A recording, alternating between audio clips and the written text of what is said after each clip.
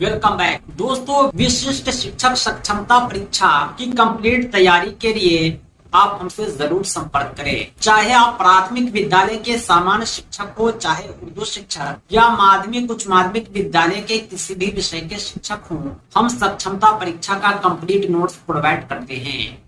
हमारे PDF notes आपके WhatsApp पर और प्रिंटेड बाय पोस्ट आपके द्वारा उपलब्ध कराए गए पते पर भेजे जाते हैं। हमारे नोट्स को प्राप्त करने के लिए संपर्क करें 7631314948 पर। इस नंबर पर आप कॉल भी कर सकते हैं, व्हाट्सएप भी।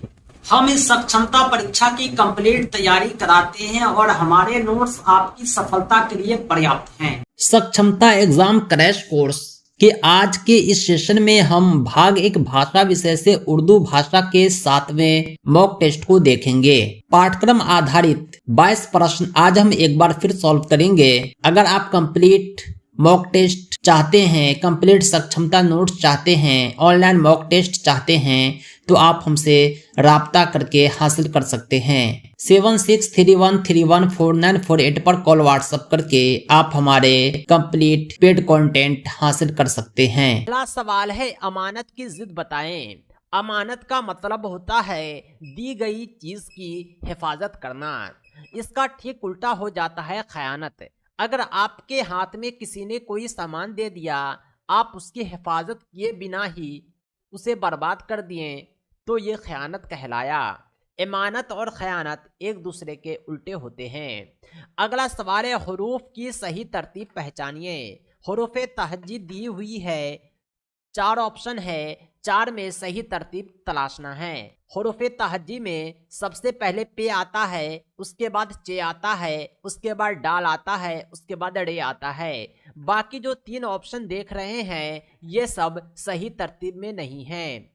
अगला सवाल है 3 नंबर, झैल में कौन औरतों की शायरी है। औरतों की शायरी का मतलब होता है ऐसी शायरी जिसमें सिर्फ और सिर्फ औरतों की बात हो, प्यार मोहब्बत इश्क या कलामात बयान किए जाते हैं। ऐसी नज़म को, ऐसी शायरी को गज़ल कहते हैं। सही जवाब हो जाएगा ऑप्शन सी। अगला सवाल है 4 नंबर, हजरत शेख अब्दुल कादिर जिलानी रहमतुल्लाह अलैह की दरगाह कहाँ है। ये सब सवाल जो होते हैं ये आपके दरसी किताब से उठाए जाते हैं। हजरत शेख अब्दुल कादिर जिलानी रहमतुल्लाह अलैह की दरगाह बगदाद में है।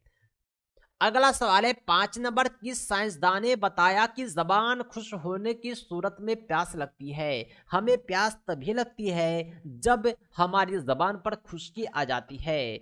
इस सिद्धांत को देने वाले जो वैज्ञानिक थे, साइंसदान थे, वो गैलीलियो थे। सही जवाब है ऑप्शन बी। अगला क्वेश्चन है 6 नंबर, दर्ज झैल अल्फाज की में तानीस कौन है। तानीस का मतलब होता है मुअन्नस, जो औरतों को बतलाए। इसे हिंदी में स्त्रीलिंग कहते हैं, फीमेल का होना जाहिर करता है। आप किसी भी लफ्ज का जुमले में इस्तेमाल करके तस्कीर और तानीस की पहचान आसानी से कर सकते हैं। खौफ, खुदा का खौफ। खौफ जो है मुज़क्कर है, क्योंकि खुदा का खौफ होता है, न कि खुदा की खौफ। इसी तरह तेजाब और शराब भी मुज़क्कर है। शराब हो या तेजाब हो, ये सब मुज़क्कर आते हैं।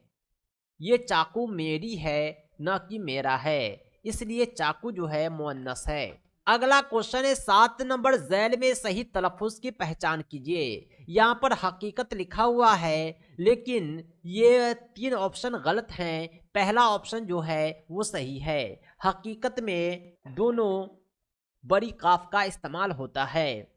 अगला सवाल है 8 नंबर, गांधी जी ने चंपारण का दौरा कब किया था। गांधी जी ने चंपारण का दौरा 1917 में किया था। सही जवाब हो जाएगा ऑप्शन सी। अगला क्वेश्चन है 9 नंबर, जिस सिफत से गिनती अदद जाहिर हो उसे क्या कहते हैं। सिफत की कई मिसाल होती है, कई तरह के सिफत होते हैं, लेकिन जो सिफत गिनती को बतलाए, अदद को बतलाए, उसे सिफत अददी कहते हैं। सही जवाब हो जाएगा ऑप्शन बी। क्वेश्चन नंबर 10 है, दर्ज झैल में इसमें नकरा कौन है। इसमें नकरा उसे कहते हैं जो इसमें आम हो, जो किसी खास इस्म को जाहिर न करके आम इस्म को जाहिर करे। जैसे नदी, इसमें कोई एक नदी का नाम नहीं लिया गया है। नदी यानी कोई भी नदी, एक आम नदी, यानी यह हो गया इसमें नकरा।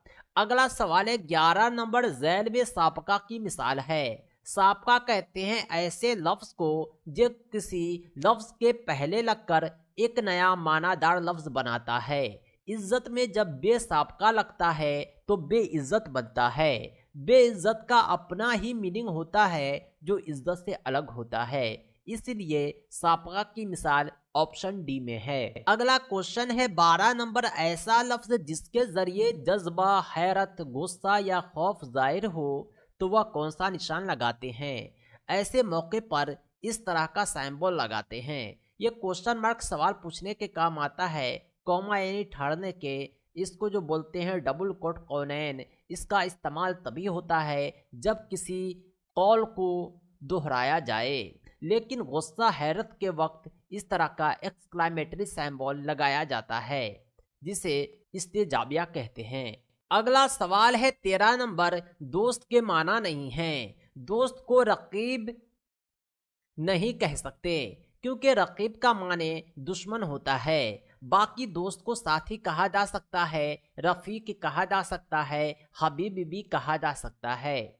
अगला सवाल है 14 नंबर, हकीकत का हम माना लफ्ज क्या है। हकीकत का मतलब होता है असलियत। अगला सवाल है 15 नंबर, आपे से बाहर होना का क्या मतलब है। आपे से बाहर होना का मतलब होता है बहुत ज्यादा गुस्सा होना। अगला सवाल है 16 नंबर, किसी शख्सियत की मुख्तसर मगर जामे तस्वीर कुशी क्या है। खाका को नसर की ऐसी किस्म कहा जाता है जिसमें किसी शख्सियत की मुख्तसर तस्वीर कुशी की जाती है। किसी भी शख्सियत के बारे में, उसके किरदार के बारे में कुछ लिखना खाका कहलाता है। अगला सवाल है 17 नंबर, खल्क की जमा बतलाएं। खल्क की जमा होता है अखलाक।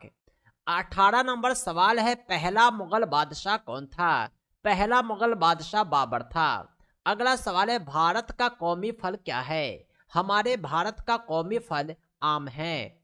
अगला सवाल है 20 नंबर, नज्म गंगा के मुताबिक ये नज्म गंगा आपके दरसी किताब में है। गंगोत्री से निकली कैसी उछल उछल कर। सही जवाब हो जाएगा ऑप्शन ए।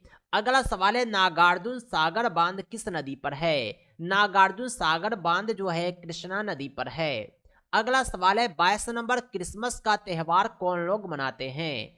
क्रिसमस का त्यौहार ईसाई लोग मनाते हैं। तो दोस्तों आज के लिए इतना ही।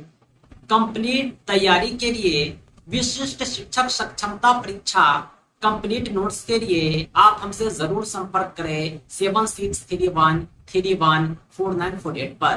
पाठ्यक्रम आधारित संपूर्ण अध्ययन सामग्री के माध्यम से कम समय में आप बेहतर तैयारी कर पाएंगे और अपनी सफलता सुनिश्चित कर पाएंगे और राज्यकर्मी का सपना आपका पूरा हो पाएगा। दोस्तों इस सक्षमता परीक्षा के नोट्स और अपडेट के लिए आप हमारी वेबसाइट www.teacherahmed.com को भी विजिट करें। साथ ही साथ हमारे एंड्रॉयड ऐप टीचर रहमत को प्ले स्टोर से जरूर डाउनलोड करें। इसका लिंक आपको इस वीडियो के डिस्क्रिप्शन में भी मिल जाएगा। दोस्तों आज के लिए इतना ही। हम मिलते हैं नेक्स्ट वीडियो में एक अमेजिंग टॉपिक के साथ।